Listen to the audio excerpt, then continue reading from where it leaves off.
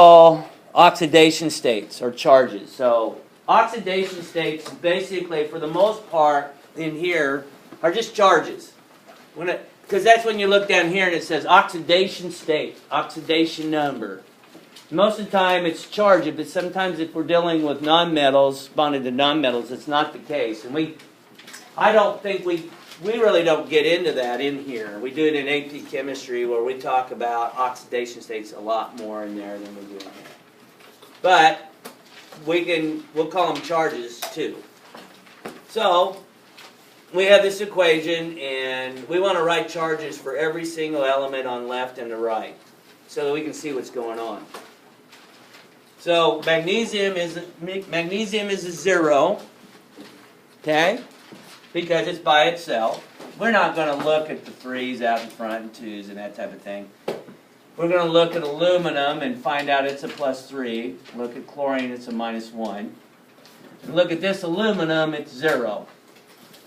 Okay, so that's what we're looking at. And so we're just going to you guys are going to make observations of what you see differences on the left versus the right, looking at the charges. So what are any differences you see? Okay, and you just want to look at the element and what the charge is for that element on the right and on the left and compare them.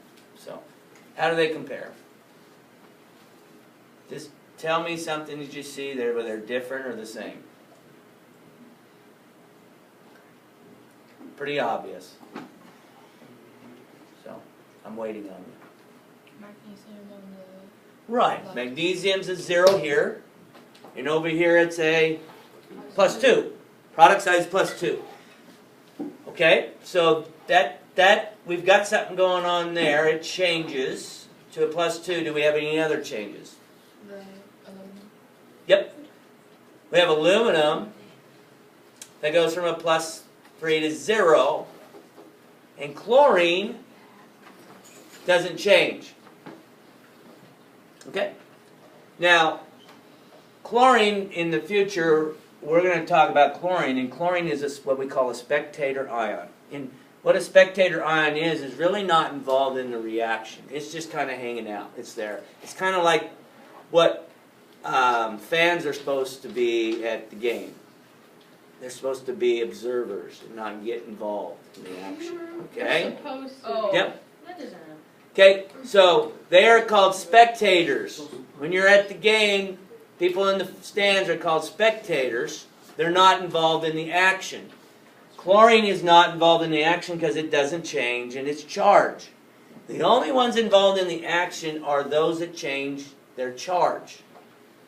So, you tell me what you think's happening to magnesium to make it a +2. What do you think is transpiring to change magnesium to a +2? What's that? Losing 2 electrons to get to the...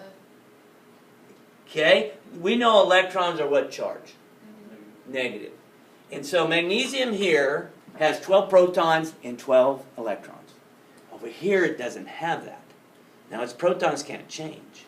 Its protons have to stay the same. They stay 12.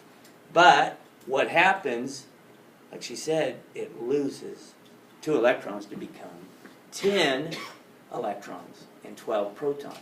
So it's lost in the transition 2 electrons. Okay? Now those electrons can't be lost. They have to be transferred to something else because you can't lose electrons. Okay? So where do they go? Do they go to chlorine? It's a -1 here and a -1 there. So it hasn't changed. Chlorine has not changed its charge. So aluminum's a +3 and over here it's a 0. Okay? So how many electrons does that aluminum have to pick up? 3. Right? It picks up 3. So aluminum here would have more protons than electrons. So aluminum has here 10 electrons and 13 protons, but over there It picked up 3, and now it has 13 protons and 13 electrons. Okay? And so all the reactions you guys did in lab, the one that's most active is most willing to give up its electrons. Lithium at the top is more likely than any other element to give up its electrons to those below it. So those ones down below it, they have more of a tendency to pull electrons away from the ones on the top. Okay? And so we have terms that kind of go with this, and we're going to have you write them down in your notes. But hopefully that makes sense. Now, people get these switched around, and I'm going to try to create a situation where hopefully you won't get them switched around. Okay? So this reaction is called an oxidation reduction reaction. That's a long name. We're going to shorten it up. Okay? So when I talk about this reaction in the future, I'm going to call it a redox reaction. So when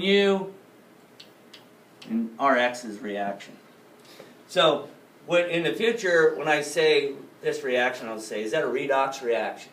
And you'll know that's a shorthand for saying oxidation reduction reaction. So this is a redox reaction. So what is a redox reaction? I mean, what is it? It's when electrons are lost and gained by reactants.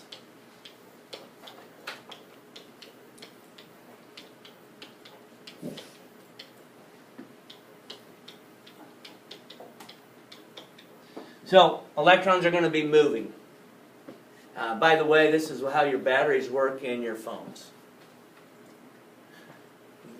The phone has potential chemical energy, and so when you charge it up, we have a chemical reaction that releases electrons. And those electrons will go through whatever the source is to power up whatever apps or things that you're doing.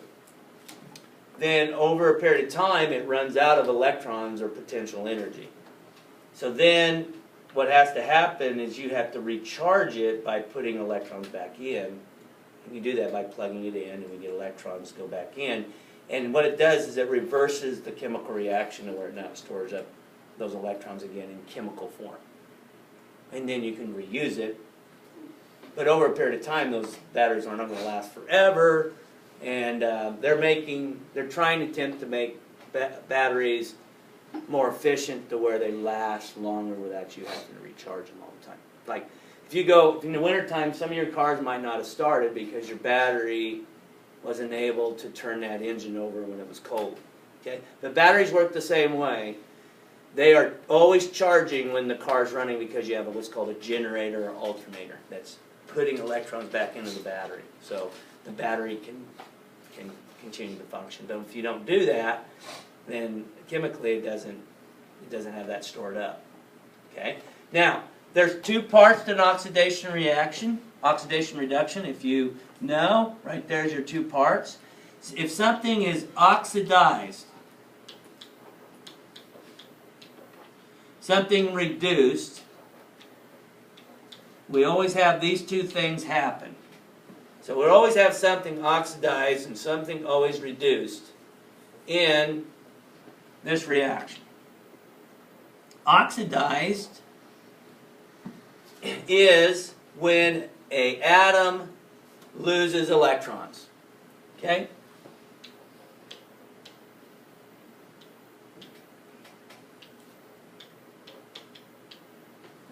Loses electrons. Okay? And reduced is the opposite of that. It's when an atom gains electrons. Okay? So let's transition up here and let's identify which is which. Okay? So magnesium goes from 0 to +2. Did it lose electrons or gain electrons? Lost. Very good. So it lost, so it is said to be what? Reduced. Oxidized, right? Okay. When an atom loses electrons, it becomes oxidized. So you got to think when you do this, so you don't mess up, is that if something becomes higher in charge, it means it lost electrons, and that is what oxidation. I'll give you a simple way to remember this, other than that definition. So magnesium is oxidized. Okay?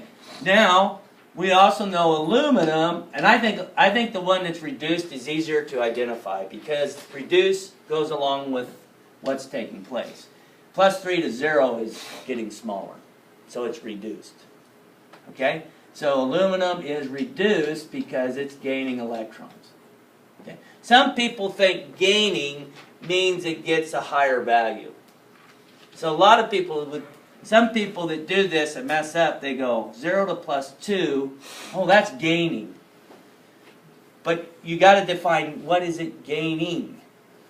It's gaining electrons, which means it's gaining negatives, which means it should be reduced. Okay? So you got to think, what does gaining really mean? It means to add on electrons, which means it lowers the charge.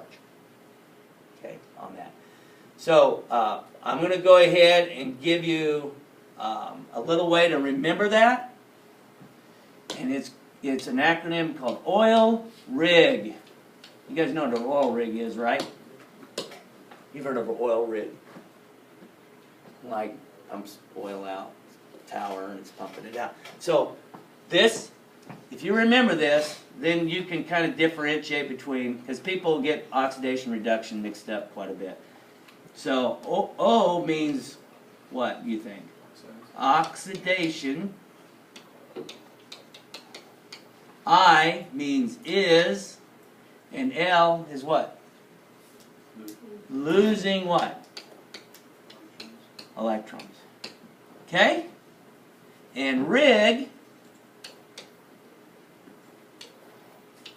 is what? Reduction is gaining electrons. So then, if you remember that oil rig, oxidation is losing electrons. If they lose electrons, they become a higher charge, more to the positive, less negative. And if reduction, it becomes more to the negative side. Okay, so less positive and more negative on that. So that's different. So we'll do two real quick, so that you can identify we can identify together what's oxidized and what's reduced. So here's one that's really common. You can tell, you might be able to tell me what's the common name for what's happening there.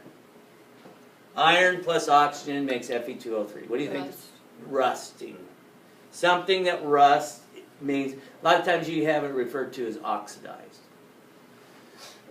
Oxidation is a big problem when structures decompose and break down over a period of time. So they try to set up issues where if something rusts, they're going to try to prevent that from happening by doing, like ships, what they'll do on ships, they'll put a metal on the bottom of the ship that's more likely to be oxidized than the metal in the ship, and then that substance will be oxidized. Or they'll put something on there that will have a kind of a negative charge, and then that would be more easily oxidized than the actual metal in the ship. So they do things to prevent rusting occurring. That would be one thing that they would do to prevent that process from taking place. So what's the charge of iron?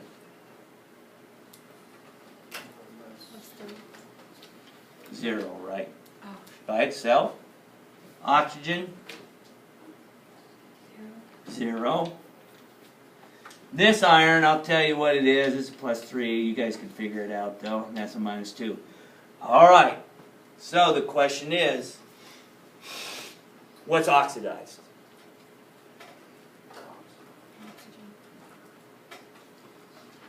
You got to think, which one loses electrons?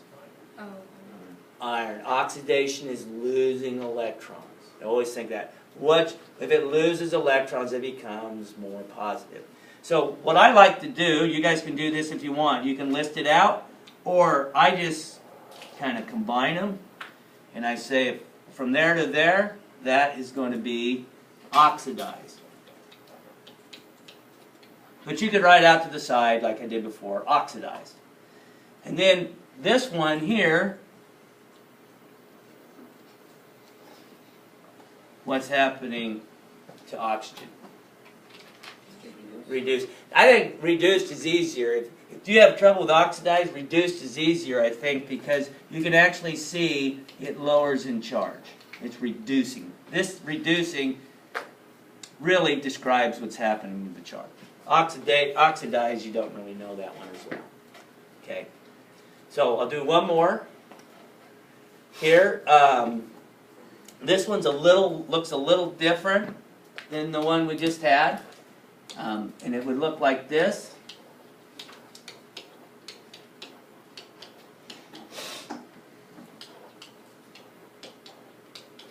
And this is kind of like your assignment. It's a single replacement reaction. Okay.